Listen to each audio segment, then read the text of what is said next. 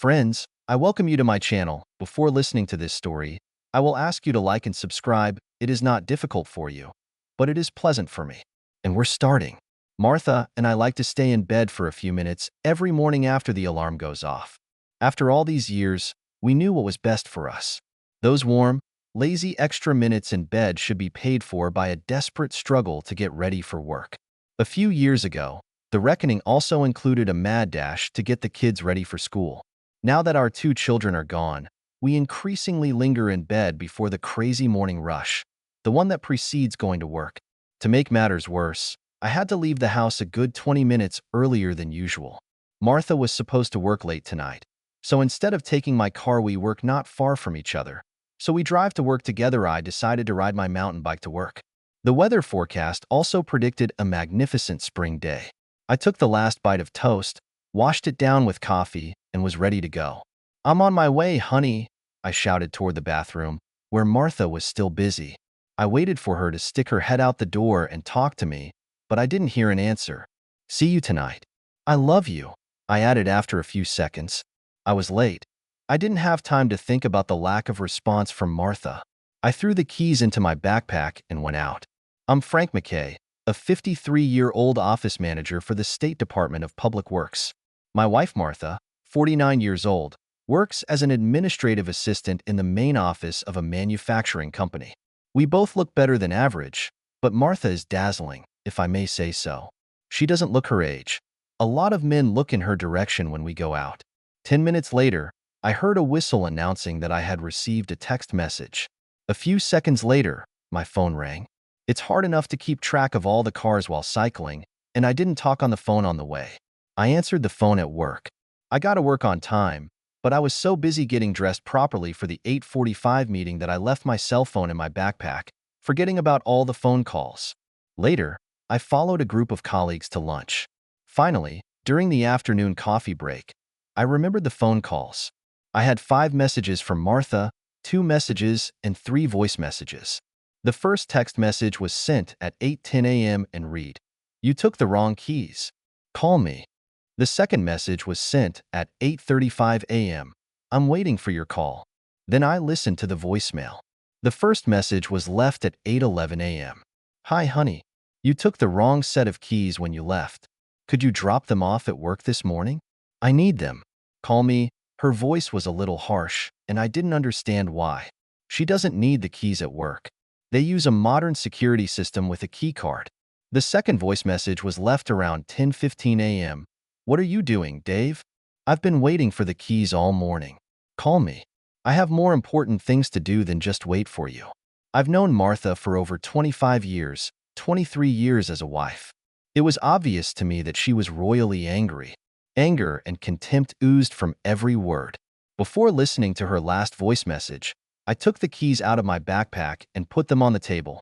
I listened to the last message left at 12:55. "Where are you? I'm still waiting for my keys. I do not know what you were thinking about this morning, but it would be better if they were on my desk this afternoon." This time Martha didn't hold back her anger. She was almost screaming. I was stunned. Lately, I've been getting used to Martha being mad at me for nothing. Approaching the age of 50, I thought that maybe she was going through changes in her body that made her behave strangely. This is the explanation she gave me when I pointed out her change in behavior. She rebuked me when I asked her to see a doctor for hormone treatment or whatever else they do with menopause. Life with Martha has become very difficult lately, and our relationship has been strained. But it was strange to see such a flash because of a bunch of keys she didn't need. I've been working on myself. I think 2 people can play a game of anger. I decided not to call her, but just wait for 5 o'clock to drop off the damn keys.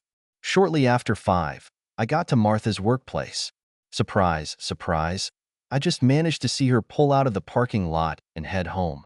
Despite the heavy traffic and the abilities of my bike, I was never able to catch up with her. In any case, it was useless to do this, since we were both returning home. I knew that soon she would leave the heavy traffic and gain a speed that I would not be able to match. So I decided to take my usual more direct route to try to overtake her home. A few minutes later, I was caught off guard when I saw her car heading to another area of the city. It was an easier route for me. I can take a shortcut through the park, but definitely not the best way for Martha. She turned onto a street lined with many two-story duplexes, parking at the curb. I got suspicious, so I slowed down, watching her from afar as she climbed the stairs and rang the doorbell while typing on her phone. Even from where I was standing in front of my bike, I heard her message ring. She read the message, returned to her car, and drove away. What the hell happened? I asked myself. Martha, who was supposed to work late, arrived at an unknown apartment. I grabbed the bunch of keys I was holding in my hands to take a closer look. I recognized her car keys and our house keys. However, there was another key that I didn't recognize. I had a feeling that this was the key that Martha was missing. I went to the duplex, went up the stairs, put the key in the lock of the front door, and turned it. The click of the lock marked the end of my marriage to Martha. I didn't open the door. I needed to think about it. What should I do? My growing anger made it tempting to enter my wife's lover's apartment by destroying his belongings. Or I could wait for him and beat the shit out of him. Or I could just go to the police station and go straight to jail. No, blind anger was not the right answer. But I had to do something. I looked into the apartment. Technically, I was trespassing. But if I had hurried, I wouldn't have been caught. The first thing I saw was the neatly folded mail on a small table in the hallway. I grabbed the phone bill. The letter was addressed to Steve Mueller. I had no idea who it was, but the phone bill might come in handy. I put it in my backpack. There was enough information at the moment. I didn't want to be caught spying in someone else's apartment, so I got the hell out of there. Instead of heading home, I drove to the nearby hardware store. A few minutes later, I had a duplicate key. I expected Martha to be home, but her car wasn't in the driveway. I didn't know what her lover had written to her, but it had to be a message to meet him somewhere else. I decided to play with Martha for a bit. I called her, but she didn't answer. I didn't leave a text message, but I sent her a voice message. I'm late too, but I'll bring the keys soon. I'll be at your office soon. It took a few seconds to get an answer. There's no need for that. I took other measures. I just came out of my office. Just go home, was her immediate response. In her head, she probably added, and leave me alone, dumbass. I had a shitty evening. Martha didn't get home until 10 o'clock. It gave me a good 4 hours to decide what to do. First of all, I wanted to get proof of her infidelity. With the copy that I now had on my keychain, it would have been easier to just do what needed to be done. The phone bill was pointing to her lover by itself. They were constantly talking on the phone and texting each other, even in the evening when Martha and I were together. All this time, I thought she was texting with our children. Do I really need to know why she decided to leave me? No, it didn't matter now. Our love has faded in the last 6 months. It may take so much indifference, reproaches, and quibbles before a man's love begins to fade.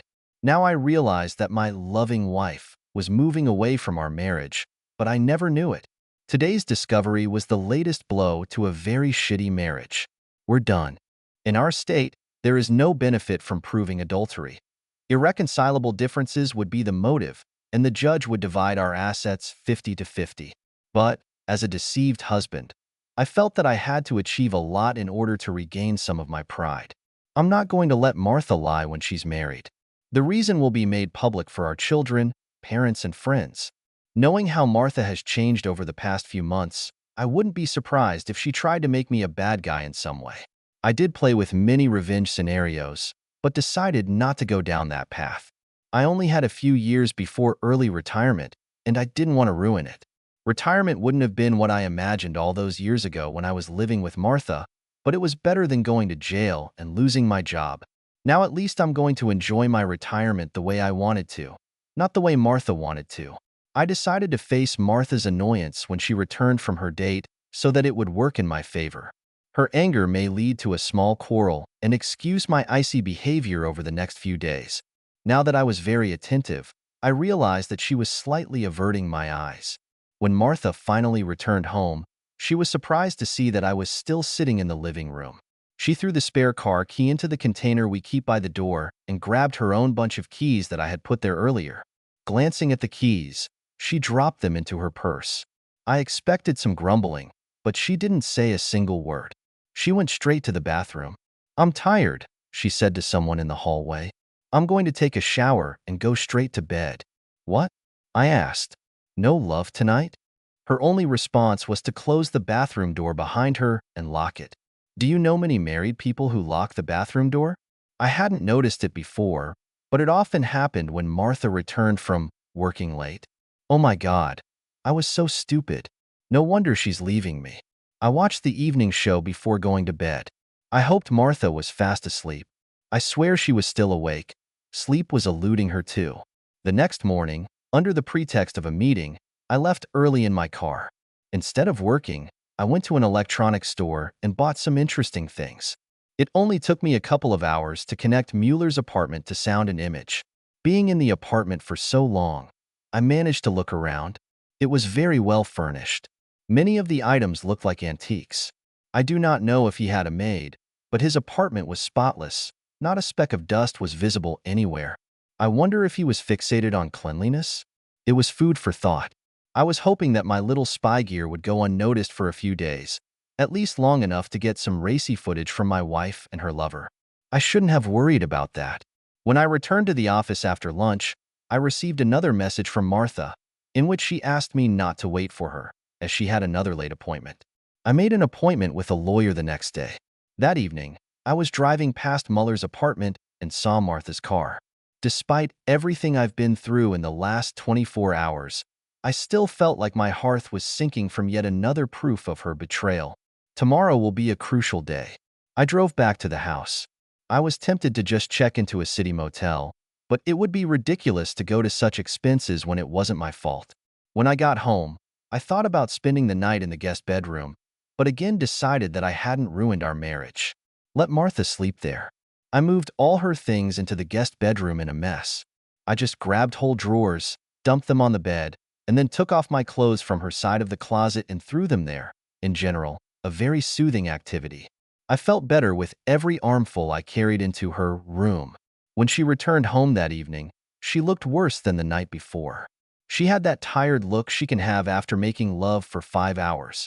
Again, she was surprised to see me. She didn't explain her tardiness or appearance, as if she could explain the reason. I couldn't believe I could cause such pain. Knowing that we were in danger of divorce, I grabbed her hand and dragged her to the bedrooms. "What are you doing, Frank? You're hurting me," she whimpered. I forced myself to speak more confidently than I felt. I knew I was minutes away from losing her. I had to act quickly. I had to control myself. "Shut up," I said loudly. It was so out of character for me to say things like I hit her. Suddenly, the accusing looks I've been getting over the past months have been replaced by fear. But what kind of fear? Fear of violence? Or the fear of exposure? I couldn't know that, and I wasn't going to ask. I opened the guest bedroom so she could see her things stacked there. "Starting tonight," I said sharply, "this is your room," and I pushed her inside. "We are no longer husband and wife. Stay away from me," I warned her. "In fact, it would be better if you just packed up and left right now." Martha was annoyed and angry. She resisted, trying to leave the room. "Oh no, you bastard. If any of us are sleeping in the guest room, it's you," she said. "I broke my back taking care of the kids, you, and the house. Show some respect or leave the house." Did I want to argue with her? No. I forcefully pushed her back into the guest room, surprising both of us with the force of my action. "I'm giving you two options," I growled at her. "Either you sleep here until our divorce is finalized, or you go live with Steve Mueller right now." His name hit her like a karate kick. Despite her behavior in recent months, Martha still knew me better than anyone. She realized that I knew about her cheating, and she knew that I had no forgiveness. She knew that I would never accept her back into my life, and we would not part as friends. Who wants to make friends with someone who stabbed you in the back? I could see in her eyes that she didn't expect to be caught, and she wasn't ready for a confrontation. After a few seconds, I saw the defeat written on her face. She backed into the bedroom, took off her clothes, and sat on the bed. Tears were slowly rolling down her cheeks. She said something I didn't hear. "What?" I snapped. "I'm sorry," she said a little louder. "I was so stupid. Please don't hate me." "You know me, Martha," I said. "I won't hate you after a while, but I'm sure I won't love you either. Damn, I don't know if I can just be around you." I started to close the door, but I wanted to hurt her a little more. "I'd rather do it quickly," I said decisively. I'd appreciate it if you'd leave as soon as possible. Just sign the divorce papers that you will receive soon, and we will never have to meet again. I closed the door, talking to Martha for the last time before the court hearing. The last sound I heard was her sobbing. The next day, I picked up my spy gear from Mueller's apartment. The next stop was my lawyer. Since my demands were simple, he assured me that the divorce papers could be delivered within 2 days. I paid him in advance and left. I tried to get back to work, but it was more than useless. I eventually explained my predicament to my boss, who told me to take a few days off. I drove home, but when I arrived, I saw Martha in the process of moving and parked down the street. From the video I watched, I recognized Steve Mueller helping her. I wanted to beat him up, but the extra 3 inches and 40 pounds he had against me made it more desirable than possible. I left. Later that evening, for the first time, I felt the real impact of Martha's betrayal. My anger disappeared, replaced by loneliness such as I had never experienced. Divorce would be more traumatic if our children were still living with us. What was a blessing was also a curse, as I had no one to turn to for comfort. My parents died. My brother and sister lived on the other side of the country. I decided to contact my 2 daughters. I was surprised to find out that Martha hadn't contacted them yet. She was constantly calling and texting them at college. I think it was easier for her to lie to me than to her children. A few weeks ago, if someone had asked me about the right behavior towards a cheating spouse, I would have advocated prudence, maintaining peace and respecting 23 years of devotion as a mother and wife. Now, suffering, desperate for love, or at least sympathy, I told my 2 daughters, Mandy and Tess, about everything. I felt good knowing that none of them doubted me when I told them that their mother had cheated on me, left me for another man. For a moment I thought they might have known about their mother, but they were very upset by the news and I dismissed the thought. My barely suppressed sobs also helped convince them. Their understanding was a great comfort to me. I made a big mistake that day. By the time I finished calling the kids, I had already drunk 1 full bottle of wine. I'm not a big drinker. Martha and I could drink 1 or 2 bottles of wine a week, and sometimes 6 bottles of beer. The mistake wasn't the booze. It was alcohol-induced self-pity. Faced with a setback, a man should take responsibility for such a setback, but no matter how hard I tried, I couldn't figure out what I had done to push Martha away. My job has never been an obstacle to my family life. I didn't have to travel, maybe once every 5 years for retraining. My overtime work was limited to a few fixed periods per year. To be honest, I've probably let myself go a little bit over the last few years, since I turned 50. But I was by no means fat or out of shape. Mueller didn't seem much younger or in better shape than me. I was wondering if he was the best lover, an area in which my knowledge was quite scant. I didn't have much experience before I met Martha. There were only 4 girlfriends between the ages of 18 and 28, and Martha and I had a lot to learn together after we met. I also don't think Martha left me for social status. His apartment didn't seem outlandish. His pieces of furniture showed more than anything else, but he was not a father. We were probably in the same income group. As I curled up in the fetal position for the night, it occurred to me that there was no good reason why she left, only that I was who I am. Can you fight being yourself? Can I cease to exist so that everything is in order? Chapter 2. Moving Forward. My call came the next morning at about 10 o'clock. I picked up the phone without looking at the caller ID. You shouldn't have been so rude to Mandy and Tess. For a second, I wanted to just hang up, but part of me wanted the confrontation, to put this whole nightmare behind me. What kind of rudeness, honey? I asked. The fact that you've been cheating on me for months, or how do you move in with your lover? Or is it all of the above? There was only silence. I hate silence. Martha, there's a part of me that still loves you, I said. I'm not going to say if this is my feminine part or my masculine part, maybe my stupid part. But there's one thing I'll never do, and that's lie to our family. You wouldn't dare, she pleaded. Not Dad, please. Watch me, I said, and hung up. My finger hovered over the speed dial button for Martha's father, but I didn't press it. Harvey has been unhappy since his wife died of breast cancer 2 years ago. He was a very good man, but at the age of 80, his health was a little fragile. I think his will to live was a little weak. Today, of course, I could understand that. And he was a good man. I might as well let him die peacefully instead of ruining his life because of his daughter's behavior. My anger was receding. I decided to inform Martha of my decision. I took the bill from Mueller's phone and dialed the number listed on it. A man's voice answered. I hesitated for a second. "Martha McKay, please," I said. There was a moment of silence on the line. I heard someone crying in the background, obviously Martha. "Who's asking?" Mueller asked. "Her father." "You fucking piece of shit."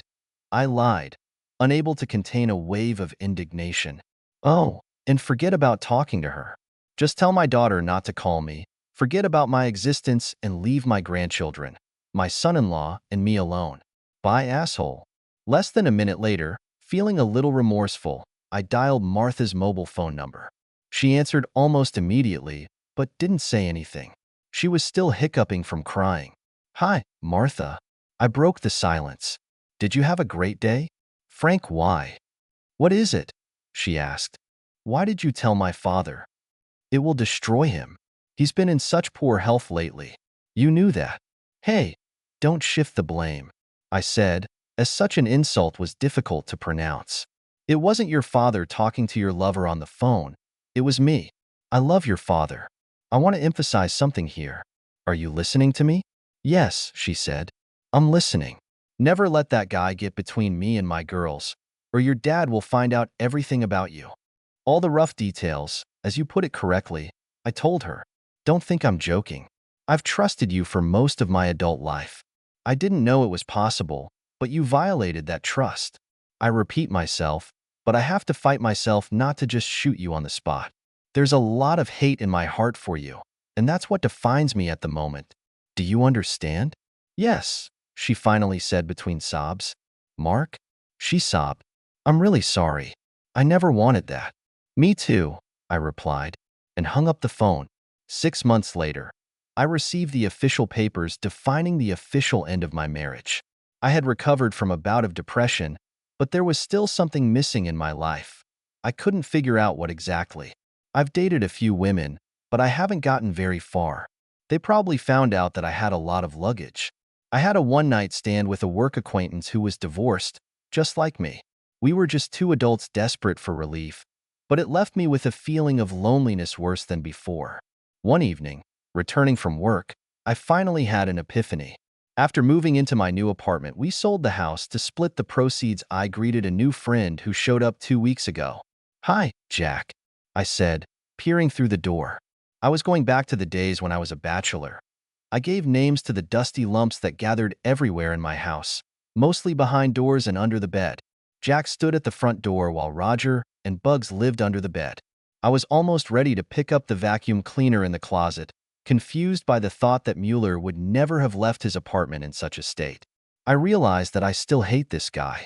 I also realized what was missing in my life was getting even with him and Martha. Of course, for a while I thought that a good beating was okay, but prison didn't appeal to me. I realized that I would never be able to move on unless I found at least a small measure of revenge. I spent the evening cleaning the apartment and thinking about revenge. It was a revelation that Jack was sucked into a vacuum. I had my own plan. The following Friday, I followed Martha and Mueller to the pub. While they were inside, I installed a GPS tracker on his car. They sat down at a table, and I sat on a stool from which I could watch Martha in the mirror behind the bar. After a few minutes, she noticed me and said something to Mueller. He looked in my direction. I put the bill on the counter and left the bar, pretending not to be aware of their presence. I'm pretty sure he'd recognize me now. Over the next few weeks, I made several visits to Mueller's apartment, monitoring his movements. He usually had a quick lunch at a restaurant near his work. One day I went there with a friend, whom I instructed what to say. We sat down at a table next to Mueller. We ordered lunch and started chatting. "So," my friend Terry asked at my signal, "how is the lonely life? Do you miss your ex?" "Well, it was difficult at first," I replied. "Martha really took me by surprise. She's always been a good liar throughout our life together, but she really misled me about it." "What do you mean, a good liar?" my friend asked. "Did she lie a lot?" "Well, not often, but enough to recognize it as a personality flaw," I said. "For example, 3 years ago her car was dirty, so she borrowed my car to go to a meeting. She returned in the evening with a large dent on the driver's door. She argued with me that it was like this in the morning when she took it. I washed the car the day before and I knew very well that this was not the case. However, after 25 years, you learn to let such things happen to your wife. And how is your personal life? Terry asked. That's one of the good things about getting rid of that fool, I said. I have 2 friends with benefits, without any obligations, and at least 10 years younger than Martha. I am very glad that I got rid of her. You know the saying, once a liar, always a liar. But let's talk about something else. What do you think of the Seahawks? We finished lunch analyzing the Seahawks' chances of making it to the Super Bowl. The next day, again at 1 o'clock in the afternoon, I went to see Mueller. I've started eating late these days. I took my checklist and read the remaining items. Leave the faucet dripping. Check. Leave the ceiling fan on in the bathroom. Check. Move forks, spoons, and knives in their drawer. Check. Move several pots and pans. Check. Take a red toothbrush, Martha's color all these years, and leave it on the sink. Check. I took the cup and put it under the faucet to wet it. Then I took the cup and left it on the clean coffee table in the living room. After a few minutes, I was sure that she had left an imprint on his antique desk.